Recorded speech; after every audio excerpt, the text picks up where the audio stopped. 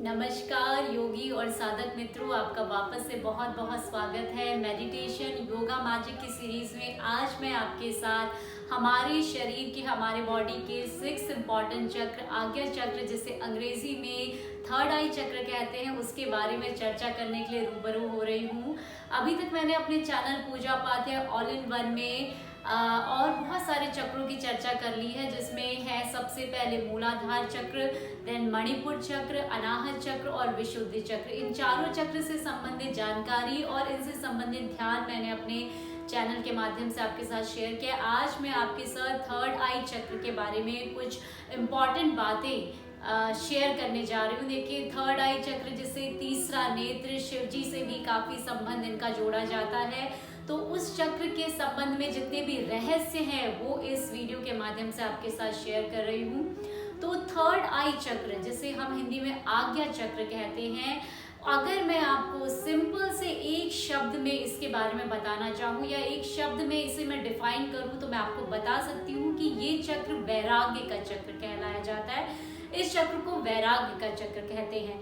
तो अब मैं आपको समझाती हूँ कि वैराग्य का चक्र इसे क्यों कहा जाता है, इसे वैरागी चक्र क्यों कहा जाता है। तो सबसे पहला क्वेश्चन ये उठता है कि वैराग्य का मतलब क्या होता है। हम लोगों के लिए, जो भी हम सब लोग हैं, हम जनरली वैराग्य का अर्थ समझते हैं ऐसा व्यक्ति जिसने दुनियादारी, समाज या बंधनों को त्याग दिया है, उन सब से परे होके वो कहीं आज़ाद कहीं चला गया है, साधना करने लग गया है, जिसने इस जो सामाजिक जो जीवन है इसे त्याग दिया है और एक अपनी दुनिया में जो मस्त हो गया व्यक्ति, उसे हम वैरागी कहते हैं। तो ऐसा चक्र है ये जिसे हम वैरागी चक्र कहते हैं। तो यहाँ पर मैं आपको ये बता रही हूँ कि इसे हमने वैरागी चक्र कहा। तो अब मैं आपको कनेक्ट करके बताती हूँ कि क्यों इस चक्र को वैरागी चक्र कहा जाता है। तो देखिए, ये तो दिस वाज ऑल अबाउट कि वैराग्य का क्या अर्थ होता है। मतलब जिसने सारे बंधनों से मुक्ति पा ली है, जो अपने आप में खो जाता है, जो अपने स्वयं के आनंद को पहचान लेता है, वो वैरागी होता है। तो ये जो चक्र है थर्ड आई चक्र, ये जो चक्र है तीसरा नेत्र, इस चक्र को बैलेंस करने से हम लोग इस स्थिति में आ जाते हैं। लेकिन दोस्तों, उससे पहले मैं आपको बताना चाहती हूँ कि वैरागी का मतलब यहाँ पर ऐसा नहीं है कि आप इस चक्र को बैलेंस कर लेंगे, हील कर लेंगे तो आप भी दुनियादारी को छोड़ दोगे या आप भी समाज को छोड़ दोगे। अब मैं आपको एक छोटी सी सिचुएशन समझाती हूँ कि कैसे इस चक्र का संबंध वैराग्य से है। देखिए, इस दुनिया में करोड़ों संख्या के लोग हैं। हर व्यक्ति जो है, आप देखेंगे, आपने इतना समय अपनी इस दुनिया में बिता लिया, आपने देखा होगा हर व्यक्ति एक मुखौटा पहने हुए है। मतलब कहने का अर्थ क्या है कि जो वो दिख रहा है कहीं ना कहीं अंदर वो वैसा नहीं होता, उसके भाव वैसे नहीं होते, उसकी फीलिंग्स वैसी नहीं होती। मतलब एक मुखौटा, एक अलग सी दुनिया उसके अंदर होती है और वो बाहर कुछ और दिखाता है। तो होता क्या है, जब हम इस चक्र का ध्यान करते हैं, इस चक्र को बैलेंस कर लेते हैं, तो हमारे साथ क्या होने लगता है कि हम लोग उस स्थिति में आ जाते हैं कि जो व्यक्ति के अंदर की वास्तविकता है, मतलब यदि वो मुस्कुरा रहा है तो उसके अंदर का जो मुस्कुराहट का वास्तविक रीजन है वो हम समझ जाते हैं। उसके अंदर की जो भी, चाहे वो हिंसा का भाव हो, क्रोध का भाव, बेईमानी का भाव हो, कपट का भाव हो, जेलसी का भाव हो, हम वो समझने लग जाते हैं। मतलब व्यक्ति का जो वास्तविक स्वरूप है, अंदर का जो उसका स्वरूप, जो दिखा रहा है वो नहीं, जो उसके अंदर की रियलिटी, उसको हम समझने लग जाते हैं। उस वाइब्स को, उस वाइब्रेशंस को, उस एनर्जी को हम फील करने लग जाते हैं। तो क्या होता है, देखिए, जब आप बहुत सारा इस तरीके से आप बहुत सारे लोगों को पहचानने लग जाते हैं तो होता क्या है, हम लोगों का कहीं ना कहीं एक ऐसा स्टेज आता है लाइफ में कि हम सोचने लगते हैं कि यार सब लोग जो है दुनिया में वो फेक है, कोई रियल नहीं है, सब मुखौटा पहने हो। तो हमारा मन ऐसा होने लगता है कि इन सब से दूर जाना है, इन सब से परे जाना है, ये लोग जो दिख रहे हैं वो है ही नहीं। तो हमारा मन हो जाता है इन सबको त्याग दे। तो इसीलिए इसे वैराग्य का चक्र कहा जाता है। तो यहाँ पर कहने का मतलब ये है कि अब वैरागी जो है वो व्यक्ति कैसा स्वभाव का हो जाएगा, जब उसे सब कुछ पता चल जाएगा, हर व्यक्ति के व्यवहार, उसका आचरण, तो वो कैसा हो जाएगा, अपने में जी लेगा, हर आनंद को वो एंजॉय करने लगेगा, हर सिचुएशन को एंजॉय कर लेगा। किसी व्यक्ति का स्वभाव, किसी व्यक्ति का आचरण, किसी व्यक्ति का बिहेवियर पैटर्न, किसी व्यक्ति के कोई भी एक्सटर्नल फोर्सेस जो भी हैं उसके इंटरनल फोर्स पे असर नहीं करेगी, तो वो व्यक्ति वैरागी होता है। तो यहाँ पर इस चक्र को हील करने से, इस चक्र की साधना करने से हम उस स्टेज पर आ जाते हैं, उस सिचुएशन में आ जाते हैं जब हमें कोई भी एक्सटर्नल फोर्सेस, किसी की कही हुई बातें, किसी का आचरण, किसी का स्वभावगत विशेषता, या किसी का भी अगर आप रियलिटी भी जान लेते हो, किसी व्यक्ति के बारे में आपको पता भी चल जाता है ऐसा होगा, लेकिन उन सब का असर आपके अंदर नहीं पड़ता। मतलब उस वैरागी सिचुएशन में आ जाते हो जो अपने में मस्त होना जानता है, जो अपने ऊपर काम करना जानता है, जो अपने इनर वर्ल्ड में जीने लग जाता है। तो ये कनेक्शन है यहाँ पर आज्ञा चक्र का वैराग्य से। इसीलिए मैं आपको यहाँ पर एक और बात वापस से बताना चाहती हूँ कि वैराग्य का मतलब इसे मत समझिए कि आप इस चक्र को साध लेंगे या इसका मेडिटेशन करेंगे तो आप दुनियादारी को छोड़ देंगे। आप उस सिचुएशन में आ सकते हैं, उस वास्तविक आनंद में आ सकते हैं जिसमें आपको कोई भी सिचुएशन या परिस्थिति या व्यवहार का, लोगों के एक्सटर्नल फोर्सेस का आपके इंटरनल फोर्स पर कोई असर नहीं पड़ेगा। नेक्स्ट इम्पॉर्टेंट बात है, देखिए मैंने आपको हमेशा बताया कि हमारे ये जो चक्र हैं वो फिजिकल और नॉन फिजिकल लेवल पे हमारे किसी ना किसी पार्ट से रिलेट करते हैं। तो फिजिकल लेवल पे देखा जाए तो आगे चक्र, थर्ड आई चक्र हमारी जो पीनल ग्लैंड है उससे डील करता है, हमारा नर्वस सिस्टम जो है उससे डील करता है, हमारे आईज है, हमारे ईयर, नोज, या फिर इन शॉर्ट में कहूँ कि जो हमारा सर का जितना हिस्सा है, जो भी ऑर्गन्स आते हैं हमारे सर में, सर पे जो भी ऑर्गन्स हैं फिजिकल लेवल पे, वो सारे ऑर्गन से डील करता है हमारा ये आज्ञा चक्र, थर्ड आई चक्र। और नॉन फिजिकल लेवल पे बात की जाए तो ये हमारी दृष्टिकोण की स्पष्टता, हमारी जो देखने की स्पष्टता है उससे डील करता है। नाउ नेक्स्ट इंपॉर्टेंट बात है इस चक्र से रिलेटेड, देखिए जब हमारा चक्र जो हमारे बैलेंस नहीं होते हैं तो फिजिकल और नॉन फिजिकल लेवल दोनों लेवल पे हमें कोई ना कोई समस्या, कोई बीमारी, कोई एलिमेंट से डील करना पड़ता है। तो जब आगे चक्र हमारा हील नहीं हुआ होता है या बैलेंस नहीं होता है तो जिन डिजीजेस या प्रॉब्लम्स का हमें सामना करना पड़ता है वो ये है।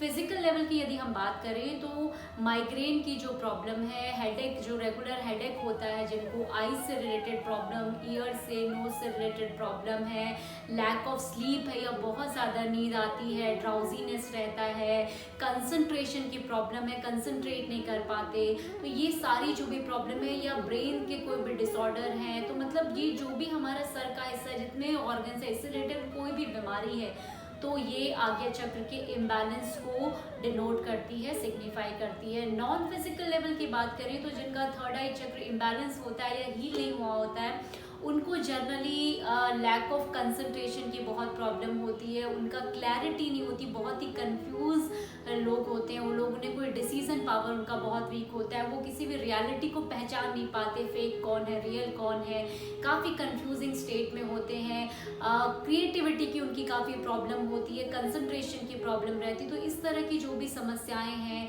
वो ये बताती हैं नॉन फिजिकल लेवल पे कि हमारा जो थर्ड आई चक्र है वो हील नहीं हुआ है। So this is all about कि हमारा ये चक्र अगर इम्बैलेंस होता है, हील नहीं हुआ आता है, तो फिजिकल और नॉन फिजिकल लेवल पर कंसंट्रेशन की प्रॉब्लम हो या फिर कंफ्यूजिंग स्टेट हो या कोई भी हमारे ब्रेन से रिलेटेड, सेल से रिलेटेड कोई बीमारी हो, तो ये सब बीमारियों से, ये सब परेशानियों का हमें सामना करना पड़ता है। अब नेक्स्ट इम्पॉर्टेंट बात है यहाँ पर कि अगर ये चक्र हमारा हील है तो क्या सिम्टम्स होते हैं जिससे हम पता कर सकते हैं कि ये चक्र हमारा हील है। तो देखिए जिन लोगों की इस चक्र की स्थिति काफ़ी अच्छी होती है उन लोगों का सबसे इम्पॉर्टेंट बात है जो सिक्स्थ सेंस होता है वो बहुत अच्छा होता है। सिक्स्थ सेंस का मतलब इन शॉर्ट अगर हम देखें तो कहने का मतलब है इंट्यूशन पावर, मतलब कोई भी घटना, कोई भी स्थिति हमें पहले से ही एक फील हो जाती है, एक वाइब्रेशंस आ जाती है कि ये हमारे लिए सही नहीं, ये हमारे लिए सही है।